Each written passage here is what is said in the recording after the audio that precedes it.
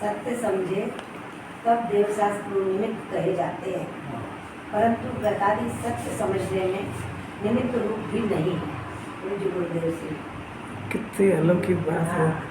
निमित्त का भी खंडन कर दिया उन्होंने कि निमित्त से कार्य होता नहीं है। ये जब समझे तब निमित्त के ऊपर आरोप जाता है। कितना गजब है। देवशास्त्र गुरु को गतादि को तो निमित्त कहे ही नहीं। हाँ, उसका अर्थ ये है कि जिसको व्रत तप और ये पुण्य भाव इससे उसको आत्मा समझ में आ जाएगा, ऐसा मानता है, उसको निमित्त का भी विवेक नहीं है। ये सिद्ध कर रहे हैं। शुभाव से धर्म उसको जो है निमित्त का विवेक नहीं है। मैंने हड्डी का इलाज कराना और डेंटिस्ट क्या खड़ा हो ये है। क्योंकि निमित्त का विवेक पहले होना चाहिए।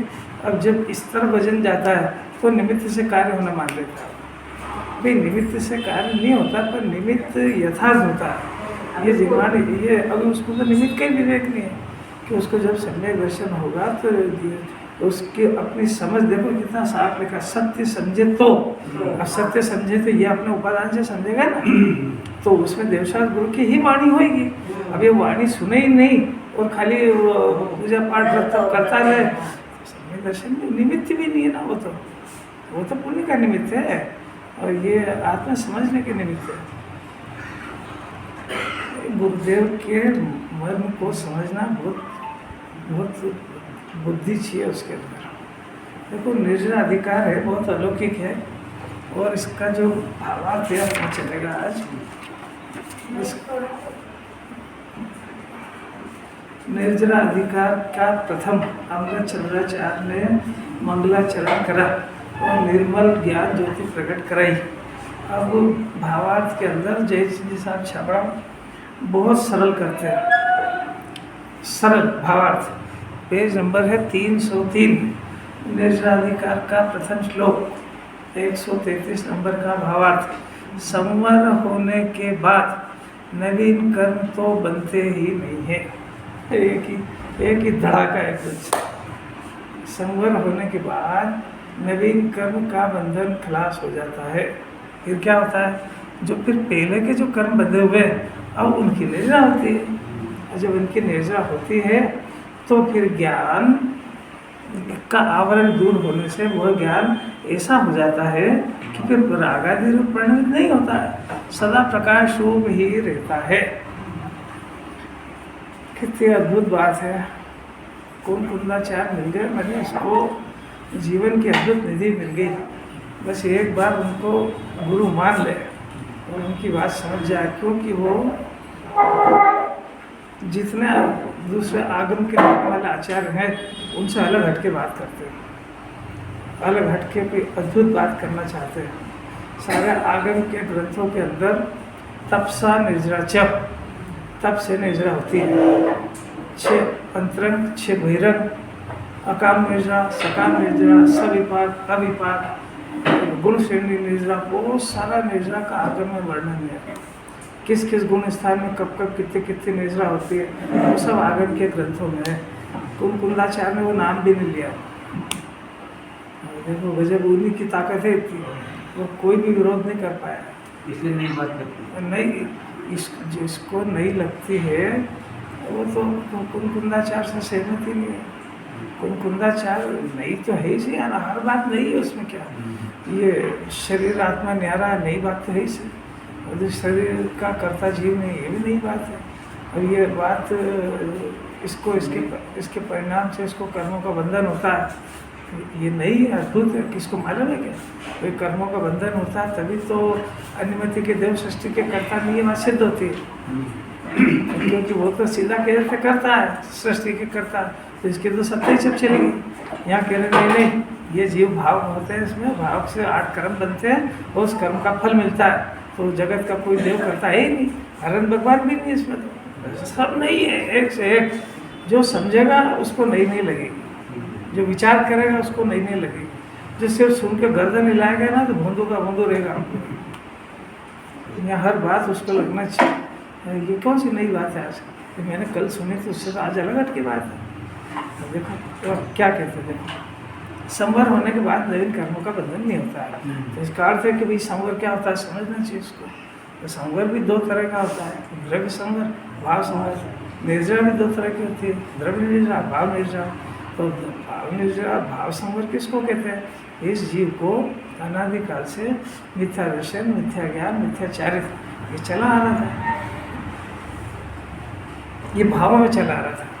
देखो भाव निर्जरा जो होती है वो जीव के अंदर परिणामों में होती है, भाव संवर जीव के परिणाम में होता है, भाव निर्जरा जीव के परिणाम में होती है। द्रव्य संवर इस जीव के बंधने, इस जीव के संयोग में जो 8 कर्म बनते हैं और 8 कर्म निर्जरित होते हैं, तो वो बंधते हैं उसका नाम आश्रव, और निर्जरित हो जाते हैं उसका नाम द्रव्य संवर।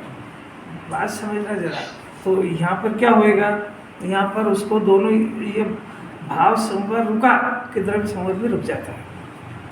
भाव संवर में क्या करता है, तो भाव संवर में ऐसा करता है कि जीव अपनी सत्ता को भूल करके और परद्रव्य को अपना मानता है। तो अपना मानने का जो परिणाम हुआ इसका नाम है भावाश्रव। तो अपने पदार्थ को अपना नहीं माना और शरीर को, संयोग को, परद्रव्य को अपना माना, तो ये गलती हुई। इस गलती का नाम मिथ्या दर्शन और फिर उसका कर्ता बन गया, इसका नाम मिथ्याचारित्र है। तो इसमें सुख ढूंढने लगा, उसका नाम मिथ्याचारित्र है। मिथ्या दर्शन, मिथ्या ज्ञान ये भाव आश्रव है। अब ये इन भाव आश्रव का रुकना, भाव आश्रव का रुकना काय पे होगा कि शुद्ध आत्मा को स्व जाना। तो ये किसने सत्य काम करा, पहले झूठा काम करा था, अब इसने सत्य काम करा, इसी का नाम सम्यक दर्शन है। तो इसने जब सत्य काम करा तो कर्म बंधने का कोई कारण ही नहीं है, क्योंकि अपनी चीज़ को अपनी माने, अपनी चीज़ को अपनी जाने, अपने घर में रहे तो किसी तरह का कोई दोष नहीं होता है। और जब ये अपनी चीज़ को अपनी नहीं माने, पराई चीज़ को अपनी माने तो दोष होता है। सीधी बहुत 2 टक्की तो बात है, कितनी सरल है। अब ये सरल है तो इसने अपने शुद्धात्मा को अपना मान लिया। अभी कैसे माने कि इसको सच्चे देवशास्त्र गुरु का समागम मिले, और वो सच्चे देवशास्त्र गुरु का स्वरूप ही ये है कि वो बार बार शुद्धात्मा के गीत गाएंगे। और कुरुकुंदाचार्य ने तो प्रतिज्ञा ही करी कि मैं इस शुद्धात्मा को बताऊंगा, मेरे पास और कोई दूसरा बिजनेस नहीं है। और तुम भी अगर शुद्धात्मा को देखने के प्रेमी हो तो तुम्हारी मेरी बहुत पटेगी, और तुम मेरे से उम्मीद करो कि कौन सा कर्म बनता है और क्या है, तो उसके लिए पूरा करना नहीं हो, वो दूसरा ग्रंथ पढ़ लेना। कैसी बात है, तो स्पष्ट ही कह दिया, मैं आत्मा को बताऊंगा और तुम भी आत्मा को देखना। मैं निज वैभव से बताऊंगा, तुम वैभव प्रकट करके देखना, मेरी बातों से मत करना, प्रकट करके मत देखना। मैं ज्ञाता कहूँगा तो ज्ञाता बना प्रकट करके देखना, मैं अनंत गुण स्वरूप आत्मा कहूँगा तो अनंत गुणों को प्रकट करना, फिर मानना मेरी बात। प्रतिज्ञा करेगी, कैसी अलग की बात।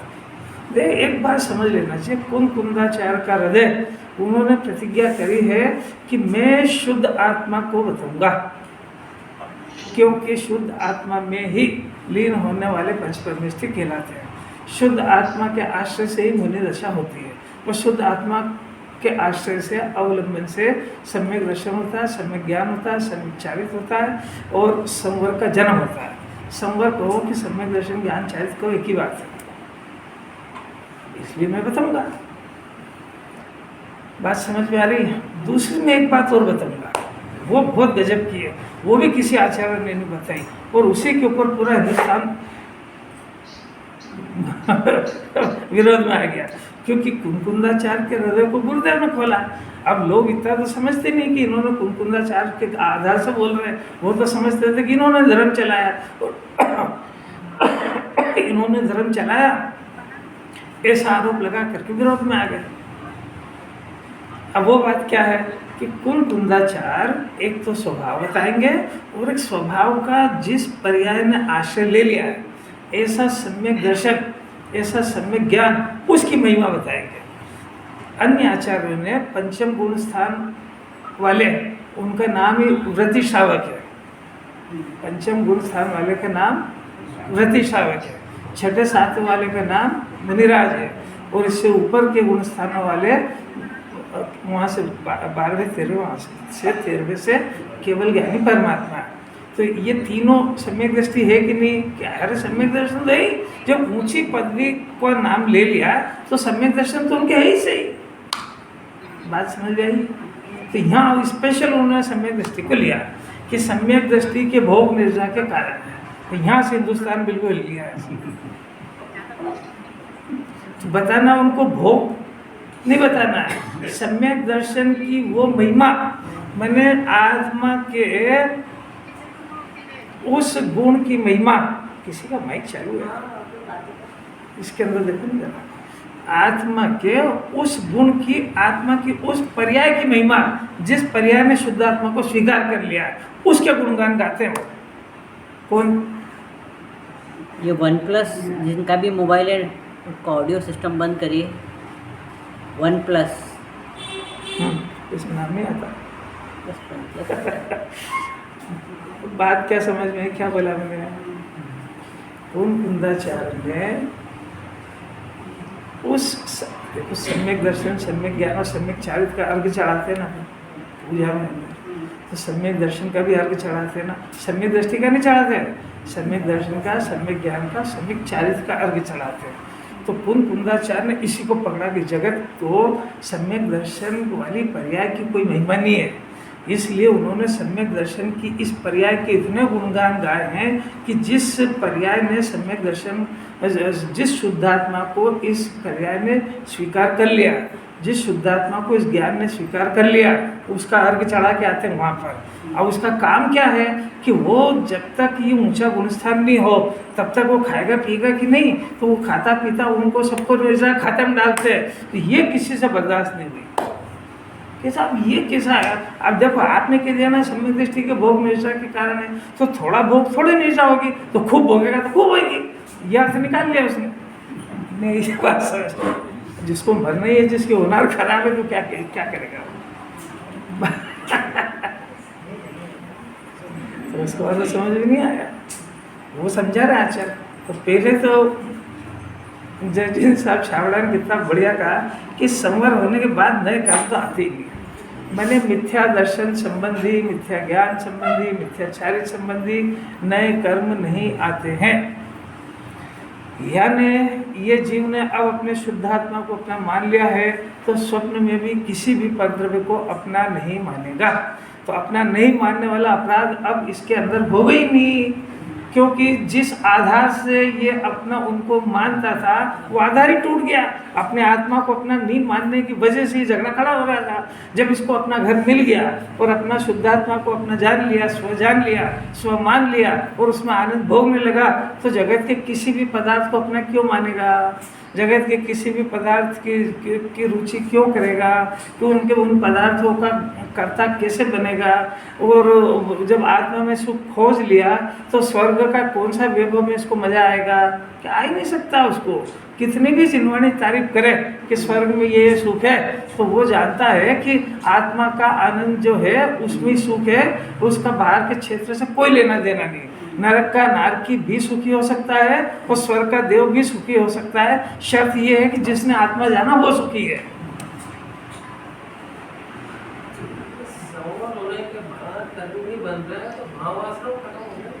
आपको भी यही तो समझा रहे हैं कि भावाश्रय दो तरह के हैं, एक मिथ्या दर्शन संबंधी और एक कषाय संबंधी।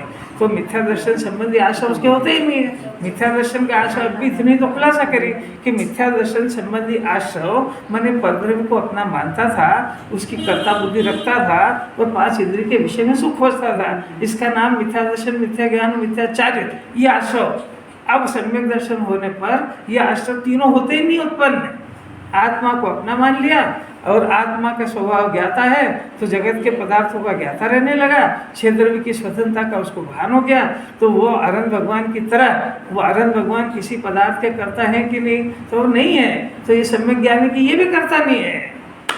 और जो राग रह गया वो राग को भी नहीं जानता है, और जो सुख आत्मा में से प्रकट हो गया उस आधार से जगत के किसी भी पदार्थ 5 इंद्रिय का विषय कैसे ही हो, दुनिया कैसी तारीफ करे कि फॉरेन का फ्रूट है, तो कहेगा इसको फेंक दो, इसको अजान फल खाया ही नहीं जाता है। नहीं आई समझ? अभक्ष की परिभाषा में अजान फल अभक्ष होता है। फॉरेन का अपन जानते ही नहीं, खा कैसे गया, मूर्ख है बिल्कुल पूरा। जो जिन्होंने नहीं पढ़ेगा ऐसी मूर्खता करेगा ही करेगा।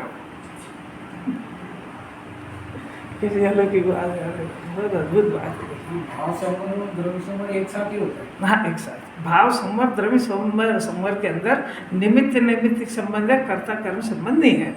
तो भाव संवर इधर रुक जाएगा तो रुक गया, तो इसी के निमित्त में द्रव्य कर्म बनते थे। तब ये जब रुक गया काम तो द्रव्य संवर भी अपने आप रुकते हैं, उनका आने का काल ही नहीं होता है, इसका नाम है उनका रुकना। कोई इसने भाव संवर ने नहीं कहा था कि तुम मत आओ, और इसने कोई बुलाया भी नहीं था उनको, पर ऐसा ही जगत का बनाव है कि इधर इसको भाव होता है और इधर कर्मों का बंधन होता है। इसको भाव नहीं होता तो कर्मों का बंधन भी नहीं होता है, पर वो कर्म ने नहीं, वो भाव ने नहीं कोई कर्म को बंधाया, और ना भाव ने कहा है कि तुम मत आओ। इसलिए 8 कर्मों के अभाव में अरण सिद्ध नहीं बनते हैं, यद्यपि 8 कर्म के अभाव होते हैं। पढ़ाया उधर से जाता है, क्या करें, वो भी एक ज्ञान कराना पड़ता है ना भाई। ये एक तरफ जीव को बताया ना सकल निरावरण है, 320 गाथा, आत्मा सकल निरावरण है, नियम सार में तो धुन लगा दी, 8 कर्म बनते ही नहीं सीखे। अब 8 कर्म नहीं बनते थे, संवर निर्जा द्रव्य संवर भाव संवर, ये कथा झूठी हो जाएगी कि भाई ये भी एक होता है। पर जीव क्या करेगा कि जीव अपनी मर्यादा में करेगा, जो या तो अपनी मर्यादा में आश्रव करेगा और या संवर निर्जा करेगा, ये बाहर कुछ नहीं करता है, तो बाहर भी ऐसा ऑटोमेटिक होता है। यानी इस जीव को अभी सम्यक दर्शन हो रहा है, नहीं क्यों नहीं हो रहा है कि साहब अभी दर्शनावरणिक कर्म का उदय मौजूद है। कि तूने देखा है क्या कि नहीं, मैंने तो जिनवाणी में पढ़ा है, तो जिनवाणी में ये लिखा है कि जब तू अपने आत्मा को अपना नहीं मानेगा और संयोग को अपना मानेगा तो दर्शन मोहनी कर्म वहाँ उपस्थित रहेगा। वो दर्शन मोहनी कर्म ये बताता है कि अभी तेरा दिमाग ठीक नहीं हुआ है, उसने रोका नहीं है। नहीं आई समझ आ रही कि नहीं आ रही? अब ये पढ़ाई नहीं, ये तो गुरुदेव आए उसके बाद ये पढ़ाई शुरू हुई, वहाँ ऐसे ही पढ़ा थे, हमने पढ़ा ऐसे ही कि मंदिर में गए और मंदिर में ताला लगा था, कौन से कर्म का उदय है? हमने पढ़ा है, बता कर ये तो सिर्फ गुरुदेव से पढ़ाई हुई, हम ये क्या हो गया, ये तो बात ही पलट गई सारी। हमने आत्मा का पूरा आलंबन नहीं लिया, इसलिए केवल ज्ञान नहीं हुआ है। केवल ज्ञानावरणिक कर्म ने केवल ज्ञान को नहीं रोका है। अब ये कैसे समझे आप? बहुत अद्भुत बात है, अद्भुत है भाई। देखो समझना जरा, उपादान से बात सुनी नहीं कभी इसने।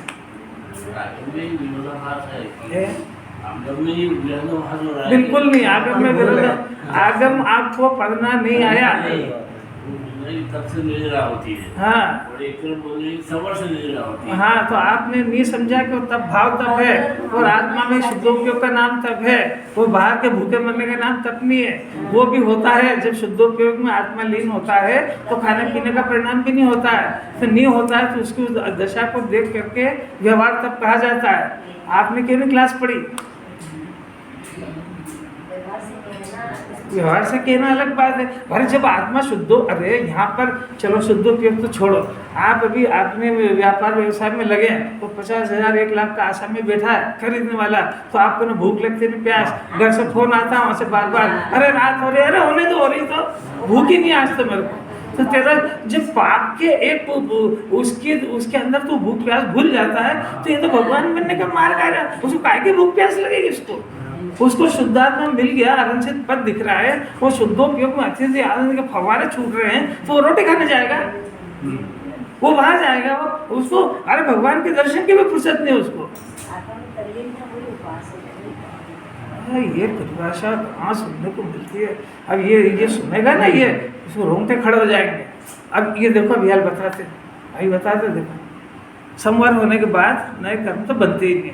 अब नहीं बनते तो ठीक हो गया, पर पुराने बंधे भी थे भाई, यहाँ बंधे हैं ना, तो उनकी निर्जा होती है। तो निर्जा होती है मतलब कि वो जब तक अरण सिद्ध नहीं बन जाए तब तक उसके वो पुराने कर्म उदय में आते हैं, सिद्ध नहीं बन जाए तब तक आते रहते हैं। परंतु जब उसने एक बार अपने शुद्धात्मा को अपना मान लिया तो कर्म के उदय में मिली हुई किसी भी प्रॉपर्टी को वो अब अपनी नहीं मानता है, तो उदय में आई और उसकी निर्जरा हो गई।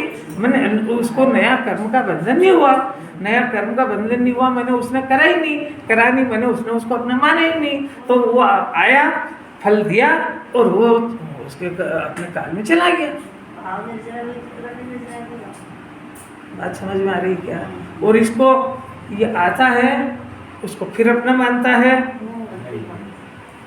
गज स्नान समझते? गज स्नान क्या होता है? गज स्नान दूध डाले फिर मिट्टी डालेंगे, वो सब समझते हैं कि अच्छा वो समझदार है कि मूर्ख है। अरे यार इतना बढ़िया वो नहाया धोया तालाब में बैठा रहा और अब बाहर आया वो फिर से वो कीचड़ फिर से लपेट लिया, कीचड़ में भरी सूंड और सब भर लिया। तो देखने वाला गया कैसा मूर्ख है। अब मैं आपसे पूछता हूँ, कल अपन ने सब लिपस्टिक पाउडर ये वो सब लगाया था, आज धोया फिर क्या करा? फिर क्या करा? तो वो तो कैसा मूर्ख दिखा, तो आप कैसे समझदार हो? अरे कुछ समझ में आ रहा है कि नहीं आ रहा है? तो वो भी यही करता है। तो आपने उसको कैसा एक झटके में मूर्ख कह दिया, ये कैसा है? अभी आज नहाया फिर जाकर फिर चौपड़ गया। तो जिन्हों ने आपसे पूछती है कैसा मूर्ख है? कल इतनी अभक्ष अशुद्ध चीजें लगाई इसने, ये शरीर के ऊपर जितनी भी लेपन चुपन होता है कोई भक्ष थोड़ी होता है, ये बिल्कुल छूने लायक नहीं होता है। अब इसी को लगा कि वो अपने आप को सुंदर समझता है, अब समझ ले लिया, तब कल धो लिया फिर क्यों लगा रहा है इसको कि जिनवा ने नहीं सुने इसलिए लगाई गई। वो क्या गज स्नान करेगा ही करेगा। चलो वो तो दृष्टांत था। अपने को तो ये कहना है कि जिस ये कर्म का उदय खिरने के लिए आया था और ये खिर रहा था और इसके खिरा उससे ज़्यादा तूने फिर से मान लिया। मैंने शरीर को अपना मानता वहाँ तक तो चलो और भी ठीक था, अब इसके साथ में फौज लगी है, माता भी पिता भी बच्चे भी सास भी ससुर भी और जितने भी है, इसका 3 लोग को ही अपना मानता है, फिर क्या करें इसका?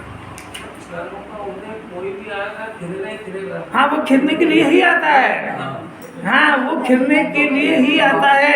तो ये अपना माने बगैर रहता नहीं है, क्योंकि मिथ्या दर्शन है उसको। क्योंकि जब तक आत्मा को अपना नहीं मानेगा ये काम बंद नहीं होगा।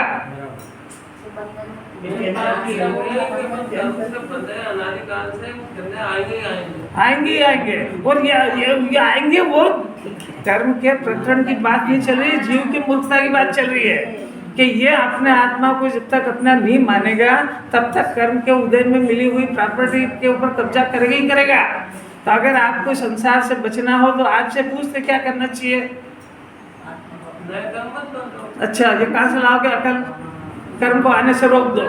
यही तो नहीं सुनता है जी, यही तो समझा रहे हैं बार बार कि जो आपको नए कर्म नहीं बांधना है उसके लिए क्या करे? शुद्ध स्वरूप का आलम मिल कर्म में जुड़ा नहीं करना। ये अभी लीन होने की बात नहीं कर रहे अभी, ये बस बार के साथ जुड़े नहीं, लीन नहीं हो। अरे नहीं, अभी बात बाद में करेंगे। अभी पहले मिथ्या दर्शन संबंधी आशाओं को आप रोक लो इस जन्म में, तो बहुत आनंद सुन लो, यही बहुत बड़ी बात है। ये तो जिस जगह पे गया फालतू ज्ञान है, जिस पदार्थ को देखेगा या तो अपना मानेगा या उसकी कोई पर्याय को बदलने का प्रयत्न करेगा और या उसमें सुख हो जाएगा। 3 काम करेगा ही करेगा ये, और ये करेगा। यही नवीन आश्रम के कारण है। वो चारित्र मोहिनी के वो कोई दम नहीं रखते, वो बाद में कर लेंगे यार। पहले अभी इस जन्म में अपने को इससे निपटना है, और निपटना है तो पहले समझ लो। अभी कहना में तो इतना आसान कह दिया कि अपने आत्मा को अपना मानो। अब जीव के सामने समस्या अपना माने कैसे?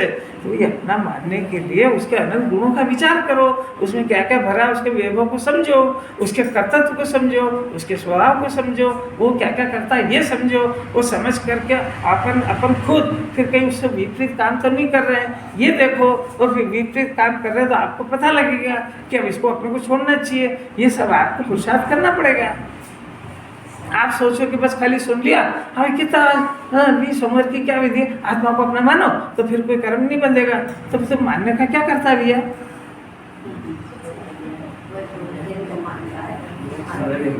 आत्मा समझेंगे तो समझने का प्रयत्न करने का भी चांस है, और ये अगर ये चांस चला जाएगा तो कोई कहने वाला नहीं मिलेगा अनंत काल तक ही। क्योंकि इस जन्म में भी सिर्फ कुंकुंदाचार्य अमृत चंद्राचार्य की वाणी में सुनने को मिला है कि आत्मा को समझो, मनुष्य पर हार जाएगा नहीं तो। और गुरुदेव ने 45 वर्ष तक इसी को डंका पीटा खूब। और जिनवाणी तो जगह जगह कह रही है कि शरीर का यत्न करते, शरीर की रक्षा करते करते अनंत काल चला गया, तू न तो रक्षा कर पाया न रख पाया इसको, और एक बार आत्मा को समझ ले तो फिर ये तेरे को शरीर मिलेगा ही नहीं, सब झगड़े खत्म हो जाएगा।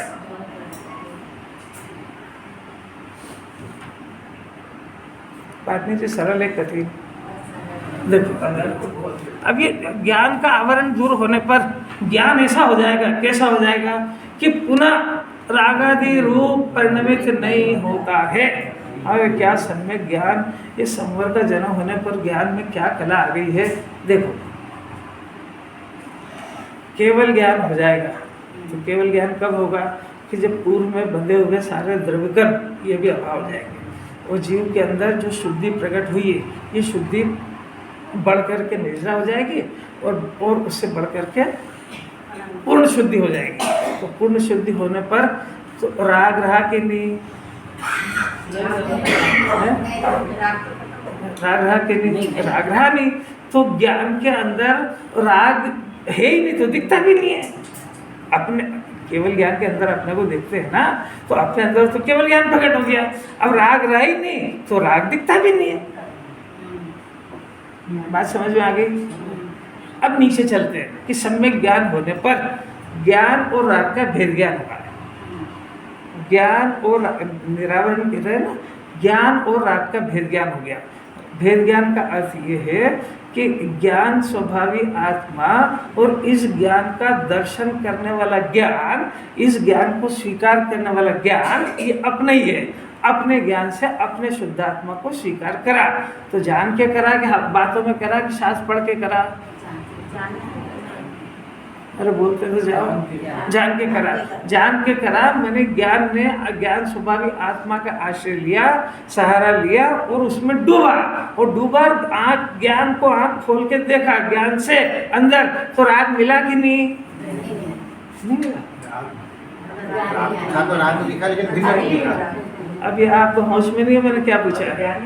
ज्ञान जब शुद्धात्मा में गया प्रथम शुद्धोपयोग की दशा में, तो ज्ञान अंदर गया तो आत्मा में कुछ दिखा ही नहीं, क्योंकि अंदर राग था ही नहीं, तभी तो ज्ञान सम्यक ज्ञान हुआ। अब ज्ञान जब शुद्धोपयोग से सविकल्प दशा में आता है, तब राग दिखा कि नहीं, कि राग था तो दिखा, पर राग मेरे में ऐसा नहीं दिखा, राग बाहर दिखा।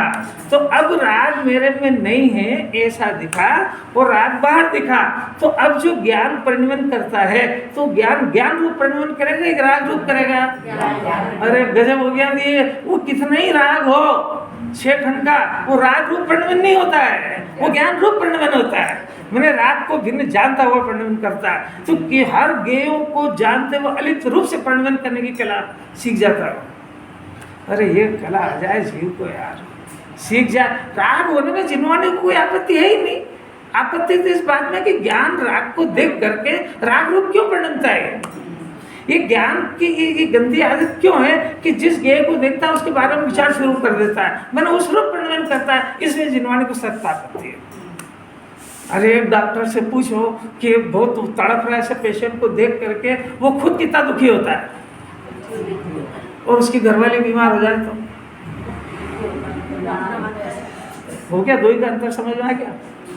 अच्छा अपन अपने देखो, अपने बच्चे की तबीयत खराब हो तो इसका ज्ञान का परिणमन होता है, और एक पड़ोसी की खबर है उसका पेट बहुत दुख रहा, तड़प रहा है, तो कितना प्रभावित होता है उससे। अरे ये काम तो कर सकता है जी, बस झगड़ा इतना सा कि उसने जैसे उस बच्चे को पराया जाना ऐसे इसको नहीं जान पा रहा, बस इतनी सी बात है। का जो आवरण हम पे चढ़ा हुआ है, किसने कहा कि राग का आवरण है? ये कहाँ से पढ़ाई लेके आए? मैंने कही नहीं अभी। आवरण मन से क्यों घुसड़ लेते हो? राग का आवरण थोड़ी है, राग एक कार्य है, एक विकार है, उस जीव की अवस्था में होता है, तो अनादि से हो भले, तो अनादि से होने पर ज्ञान उसको जाने भी सही, तो जानना कोई दोष नहीं है, पर जानने के साथ में उस रूप परिणमन करता है, इसमें जिनवाने को आपत्ति है, इसलिए ज्ञान मिथ्या हो जाता है। और ज्ञान में जब अपने स्वभाव का परिचय हुआ, एक बार स्वसंवेदन रूप परिणमित हुआ, तो राग तो रहता है, परंतु जो जिनवाने में लिखा राकेश जी वही चाहिए। अरे ये साथ तो लिखा है कि राग रूप परिणमित नहीं होता है, भिन्न तो जानते हैं वो, देखो भिन्न भिन्न जानना वो अलग क्वालिटी है, और उस रूप परिणमन होना अलग क्वालिटी है। ये उस रूप परिणमन होता है, ये श्रद्धा का दोष है। इसने उस ज्ञान राग को अंदर घुसेड़ लिया और घुसेड़ करके उस रूप परिणमन होता है। और भिन्न जानना सम्यक ज्ञान की क्वालिटी है कि वो उसको भिन्न जानता है, भिन्न जानता है, अपने अंदर घुसा हुआ जानते ही तो उस रूप परिणमन क्यों करेगा?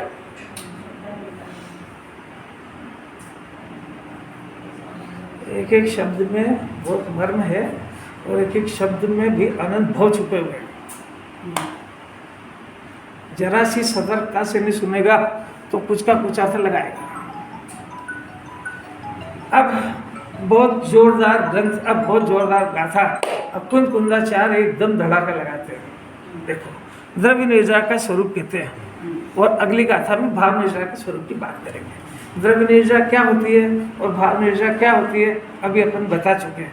फिर से शॉर्ट में कि द्रव्य निर्जा मने जो 8 कर्म बनते हैं उनका झड़ना, भाव निर्जा मने जीव के अंदर परिणामों के अंदर अशुद्धि और शुद्धि ये उत्पन्न होती, इसका नाम भाव निर्जा। तो अभी इसके जो कर्म बंधे हुए हैं वो उनके निर्जा होती है, उस संबंध में बात करेंगे। देखो पढ़ो, पहले ये पढ़ लो 193 तो पढ़ ली ना अपन ने।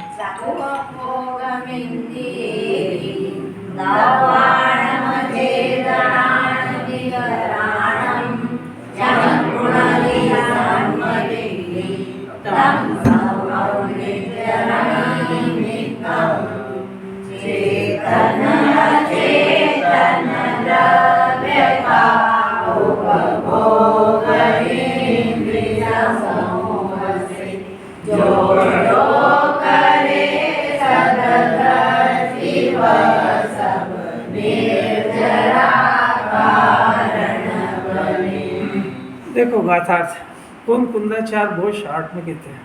पहले ही शब्द है सम्यक दृष्टि, मिथ्या दृष्टि की बात नहीं है।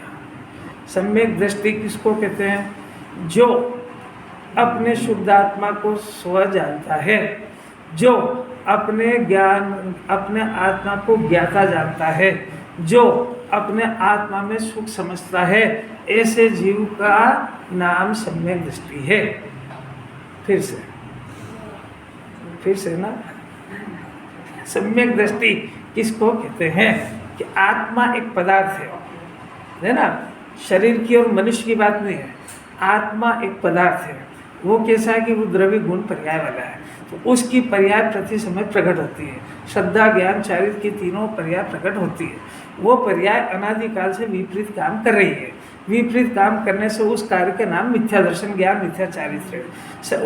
उस पर्याय को सम्यक रूप से, यानी वो ज्ञान की पर्याय ज्ञान को स्वीकार करे, श्रद्धा की पर्याय आत्मा श्रद्धा की श्रद्धा करे, और चारित्र की पर्याय आत्मा में सुख हो जाए। ऐसा इन तीनों पर्यायों ने जो काम कर लिया है, इन पर्यायों का नाम सम्यक दर्शन ज्ञान चारित्र है।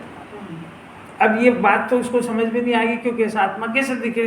तो ऐसा जो मनुष्य है, या तिर्यंच हो या देव हो या नारकी हो, उसके ऐसे शरीर में रहते हुए जिसकी आत्मा ने ये काम कर लिया है, उसका नाम सम्यक दृष्टि है। दो चीज़ें अलग अलग हो गई। एक तो वो पुरुष, चारों गति का कोई भी हो, देव हो मनुष्य हो तिर्यंच हो नारकी हो, और उसके अंदर जो आत्मा है, तो उसकी आत्मा की इन 3 पर्यायों की सही काम हो गए। तो उस सही कार्य करने वाले आत्मा के ऊपर भी सम्यक दृष्टि का आरोप जाता है कि आत्मा सम्यक दृष्टि है। समझ में आया? शरीर कभी भी सम्यक दृष्टि नहीं होता है, और शरीर के कभी भी अर्घ भी नहीं चढ़ते हैं, वो उस पर्याय के अर्घ चढ़ते हैं। बात ज़्यादा समझना गंभीर बात है। सम्यक दृष्टि, तो सम्यक दृष्टि तो आखिर वो आत्मा को अलग कैसे बताएंगे? तो कुछ व्यवहार का सहारा लेना ही पड़ेगा ना। तो उसमें से निश्चय निकालना आना चाहिए इसको, कि निश्चय ये है कि उस शरीर के अंदर मनुष्य देव तिर्यंच नारकी चारों के अंदर वो जो जीव है, उसकी पर्याय ये 3 काम कर रही है। तो उसके आत्मा की सम्यक दर्शन ज्ञान चारित्र की पर्याय को धरने वाला, उसको सम्यक दृष्टि कहते हैं। देखो है ना। अब वो जीव क्या करता है कि वो इंद्रियों के द्वारा अचेतन और चेतन द्रव्यों को उपभोग करता है। सम्यक दृष्टि लिया है, इसका अर्थ है कि श्रावक की बात नहीं है। श्रावक है पंचम अवस्था है। सम्यक दृष्टि लिया इसका अर्थ है कि मुनिराज की बात नहीं है। सम्यक दृष्टि लिया इसका अर्थ है कि अरहंत भगवान की बात नहीं है। तो श्रावक पंचम वाले मुनिराज और अरहंत भगवान ये सम्यक दृष्टि है कि नहीं? इनका सम्यक दर्शन तो कहीं नहीं। अरे जब ऊंची डिग्री लग जाती है तो नीचे अरे तो अभी जगत में ऐसा चलता है कि पहले 4 धारण कर लो फिर सम्यक दर्शन होएगा। गुणस्थान अगर चौथे से आगे है, गुणस्थान की बात कौन समझ रहा है दुनिया में? वहाँ तो सीधा आरोप है कि व्रत धारण करो, सम्यक दर्शन जो हमें पैदा ही हो गया। अब क्या जन्म से हो गया, जन्म से ही हो गया। जिन्होंने की लॉ एक बार समझ जाएगा ना कि श्रावक जो होते हैं वो तो सम्यक दृष्टि होते ही है और मुनिराज वो तो होते ही है, अरहंत भगवान वो तो होते ही है। यहाँ सम्यक दृष्टि लिया है इसका मतलब है केवल चौथे गुणस्थान वाला। अरे कुंदाचार्य जिसकी तारीफ कर रहे हैं उसकी छाती कितनी चौड़ी होगी उसकी। समय कुंदाचार्य जीव का पक्ष ले रहे हैं, बोलो और कौन लेगा दुनिया में? क्योंकि इसने वो काम कर लिया जो दुनिया में आज तक कोई नहीं कर पाया।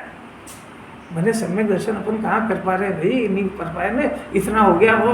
तो कुंदाचार्य ने उसको झेला हाथ में और उसकी तारीफ करते हैं कि तेरे जो है ना चेतन और अचेतन के दोनों भोग इससे बंधन नहीं होता है। और उन्होंने तो झेल लिया पूरा, क्योंकि सारी दुनिया की निगाह इसी के ऊपर है। ये सम्यक दृष्टि है। ये लड़ते हैं, ये वो भरत चक्रवर्ती लड़ने चले गए, ये काहे की सम्यक दृष्टि है? वो ब्याह कर रहे हैं, ये तक खा रहे हैं, ये तक घूमने जा रहे हैं, ये कार में जा रहे हैं, ये सोने की थाली में खा रहे हैं, ये 96,000 रानियों से ब्याह कर रहे हैं, ये काहे की सम्यक दृष्टि? कुंदाचार्य ने कहा हफ्ते है अलौकिक बात है, बहुत मजबूत छाती होगी उसी के बचेगी ये बात। सम्यक दृष्टि जीव के जो इंद्रियों के द्वारा, देखो इंद्रियों के द्वारा, अब वास्तव में तो जो परम निश्चय वाले हैं वो एक जीव रोटी खाता है कि नहीं? थोड़ा खाता है। यहाँ कह रहे हैं इंद्रियों के द्वारा चेतन अचेतन का भोग करता है, उपभोग करता है। चेतन और अचेतन क्या होते हैं? चेतन बने सजीव, पुत्र परिवार कुटुंब परिवार स्त्री, इनका भोगी चेतन है, और दाल चावल सब्जी रोटी इसका नाम अचेतन है। इन दो ही का उपभोग बारंबार भोगता है, एक बार भोगता बारंबार भोगता, इसको भोग करते हैं कहते हैं। और वो कह रहे हैं कि ज्ञानी ये करता है, अपन आपने सीखा है कि जो रोटी नहीं खाता है। मतलब क्या हुआ इसका? आपको क्या समझ में आया? आपको क्या समझ में आया? ये समझ में आया कि सम्यक दृष्टि तो बिना राग के कर रहे हैं। इसका मतलब ये कहाँ, ये भी बात आपने कहाँ से पैदा करी? चेतन अचेतन वो कर रहे हैं। अभी कहाँ कर रहे? अभी इसमें लिखा है इंद्रियों के द्वारा अचेतन और चेतन द्रव्यों का उपभोग करता है। तो अभी हमने पहले सिखाया कि जीव रोटी खाता है कि नहीं, तो आपकी क्या राय है? तो आप वहाँ कह रहे हो ना नहीं खाता, और यहाँ कुंदाचार्य कह रहे खाता है। तो पहले आपको 2 बात समझ में आ रही कि नहीं? तो फिर खाता है कि नहीं खाता ये बताओ। कैसी हजरत, ये सब यही तो समझना पड़ेगा उसको कि वहाँ कह रहे वो सही, यहाँ कह रहे ये सही है। अरे भाई वो जो है ना जीव के स्वभाव स्वरूप से देखो तो जीव नहीं खाता है, परंतु उसको खाने और भोगने का उस जाति का राग होता है। तो उस जाति के राग को देख करके जीव खाता है, ऐसा व्यवहार से कहा जाता है। तो ऐसा ही व्यवहार से कह रहे हैं कि चेतन और अचेतन को ये भोगता है सम्यक दृष्टि। तो जब अज्ञान दशा में ही नहीं भोगता तो ज्ञानी होने के बाद कैसे भोग लेगा? तो इसको ऐसा संयोग पाया जाता है कि चेतन और अचेतन उसके संयोग में पाए जाते हैं, और भोगने की क्रिया भी देखी जाती है बस। परंतु आगे खतरनाक बात है, द्रव्यों का उपभोग करता है वो सब निर्जरा का निमित्त है। माने वो सारी चेतन और अचेतन सामग्री आती है और उसको वो अपनी नहीं मानता है, इसका नाम भोग नहीं है। उसके संयोग में देखी जाती है तो वो आती है, अपने पीरियड तक रहती है और चली जाती है। तो ये जीव किसी भी पदार्थ को अपना नहीं मानता है, वो जो भोग करता है उसमें सुबुद्धि नहीं है, इसलिए उसको वो समय पे आकर के चले जाते हैं। वो बिना इच्छा के भी दे सकते हैं। वो बाद में कह देंगे, अभी इतनी जल्दी क्या कर रहे हैं? अभी कह देंगे ना, अभी पहले उसके स्वरूप को समझ लो आप। अभी तो कहेंगे वो कि भाई जब उसको सुबुद्धि नहीं है तो क्यों पाया जाता है, तो वो अभी सब कहेंगे। पहले आप ये तो देख लो कि वो अपना जानता और अपना मानता है, ये 2 काम तो कर लो कि नहीं। वो पत्नी को तो अपनी नहीं जानता फिर भी घर में रहता है, तो वो रह सकता है, पर अपना जानना मानना बंद हुआ उसका प्रमाण चाहिए जिनवाणी को। इसने 6 खंड के वैभव को परद्रव्य जान लिया, जिनवाणी को उसका प्रमाण चाहिए, वो उसका नाम है आत्मानुभूति। फिर वो बिना इच्छा के खाए चलेगा, वो भी बात कर ले। देखो एक पहले ये बात अच्छी तरह से समझ लो, एक डॉक्टर है ना, तो अब पैदा हुआ जब से तो डॉक्टर नहीं है ना, वो जब से ही है नहीं है ना, तो एक उसने डॉक्टर की पढ़ाई करी और पढ़ाई करने के बाद रिजल्ट में वो डॉक्टर घोषित हुआ। अब डॉक्टर किसको कहते हैं कि जो पेशेंट को देखता है उसके लक्षणों को जानता है और दवा देता, उसको डॉक्टर कहते हैं। हो गया ना डिसाइड। अब उसको डॉक्टर कहते हैं। अब दूसरा प्रश्न है कि वो डॉक्टर मनुष्य है कि नहीं, है ना, तो 2 चीजें हो गई, एक मनुष्य और एक डॉक्टर। तो मनुष्य ही डॉक्टर होता है, परंतु मनुष्य का वो ज्ञान जो डॉक्टरी का पार्ट करता है, तो डॉक्टर माता पिता होता है कि नहीं, वो डॉक्टर नहाता है कि नहीं। तो अभी इससे पूछे डॉक्टर साहब क्या कर रहे हैं, डॉक्टर साहब नहा रहे हैं, तो बोलो कोई डॉक्टर नहाता है कि नहीं समझ रहे। अरे 2 भेद करके जवाब दो कि डॉक्टरी का वो ज्ञान तो कभी नहाते ही नहीं है। डॉक्टर हमने किसको कहा, उसके उस ज्ञान को कहा। वो ज्ञान कभी भी ना नहाता है ना धोता है, वो सिर्फ पेशेंट देखता है। बात समझ में आई? उसको उसकी वजह से पूरा आरोप गया उसके ऊपर। दृष्टांत समझ में आएगा, सिद्धांत एक झटके में समझ आएगा। इसी तरीके से आत्मा को सम्यक दर्शन ज्ञान चारित हुआ है, तो उस पर्याय को सम्यक दृष्टि कह रहे हैं, तो उस पर्याय को भोग होता ही नहीं है। वो पर्याय कभी नाती धोती नहीं, वो पर्याय भोग करती ही नहीं है। सम्यक दर्शन माने सम्यक दर्शन की वो पर्याय जिसने आत्मा को अपना मान लिया, जिसने आत्मा को जान लिया, जो आत्मा का आनंद भोग रही है, वो पर्याय सम्यक दृष्टि है। तो वो नाती धोती है कि नहीं, कि वो नहाने धोना काम मनुष्य करता है, इसलिए उसको बंधन होता ही नहीं है। समझ में आया? सम्यक दर्शन ज्ञान चारित की वो पर्याय वो नाती धोती थोड़े। सम्यक दृष्टि मने दर्शन की वो शुद्ध पर्याय जो आत्मा को जान रही है, तो जो आत्मा को मान रही है, जो आत्मा का रस भोग रही है, उसको किसी तरह का बंधन इसलिए नहीं होता को भोगता ही नहीं है, क्योंकि वितराग पर्याय थोड़ी भोगती है। इसलिए वो उसको निर्जना ही चलती 24 घंटे, उसको आशा बंद होते ही नहीं है। फिर आपको फिर कहाँ चले गए वापस। आप ये समझने का प्रयत्न करो कि वो डॉक्टरी का वो ज्ञान नाता होता है कि नहीं। तो इसको जो सम्यक दर्शन ज्ञान चारित की जो निर्मल शुद्ध पर्याय हो गई, वो दुनिया में क्या काम करती है, वो तैरती है ऊपर, और जो वो भोजन करते हुए दिखता है वो मनुष्य दिखता है। नहीं समझ में? ज्ञान तो उसका डॉक्टर की। हाँ, तो ज्ञान नहाता है उसको पूरा डॉक्टर कहेंगे, परंतु नहाते धोते डॉक्टर नाम कह दो, पर डॉक्टर नहा रहा है कि मनुष्य नहा रहा है, तो पर अब हम भेद नहीं करेंगे बार बार। ऐसे यहाँ सम्यक दृष्टि को भी बार बार भेद नहीं करेंगे, पर उसको आप अंदर देखो कि दर्शन ज्ञान चारित की शुद्ध पर्याय वो भोगते ही नहीं है, वो बिल्कुल अलग रहती है, वो वितरा की पर्याय, इसलिए उसको किसी तरह का आश्रय बंध होते ही नहीं है, निर्जा होती क्योंकि भोगते ही नहीं है। अब वो क्या है कि वो तो दोनों को अलग अलग अपन भाषा में थोड़ी कर सकते हैं, समझ की बात है। तो आपने अगर उसको शरीर के साथ मिक्स कर दिया, देखो एक रहस्य समझ लेना, बस अब आज हो गया पूरा टाइम। यदि इस तरीके से समझा जाए, सुना जाए, तो अपने को सम्यक दर्शन प्राप्त करने के लिए शुद्ध स्वभाव का आलम्बन लेने की युक्ति सूझेगी, क्योंकि उसके आश्रय से, इसको आत्मा समझने के आश्रय से ये तीनों नई पर्याय का जन्म होगा। और यदि इसने वो व्यक्ति के ऊपर लगा दी, तो इसको उस व्यक्ति की पूजा पाठ का भाव होगा। बात समझ में आ गया? बेस उसका, इसको सम्यक दृष्टि बनना है, तो सम्यक दृष्टि के आश्रय से सम्यक दर्शन होगा, ऐसा मानेगा ये। जैसा समझेगा वैसा पुरुषार्थ होगा। आत्मा के आश्रय से होने वाली पर्याय को किसी तरह का कोई बंधन नहीं होता है, क्योंकि वो वितरा की पर्याय है। वो उस पर्याय को शुद्ध कहा कि उसके साथ संयोग में रहने वाला शरीर, उसके साथ संयोग में रहने वाली तीनों कषाय, इन दोनों को वो बिल्कुल भिन्न जान चुका है। तो वो उसको इसका भोग इसका बंधन होते ही नहीं है। जिसको उसने भिन्न जान लिया, जो उसके खाते में ही नहीं रखता है, उसकी कौन सी क्रिया उसके खाते में जाएगी? अब वो टाइम होता है ना, तो सरदार जी की तरह दिमाग भी खराब हो जाता है इसका।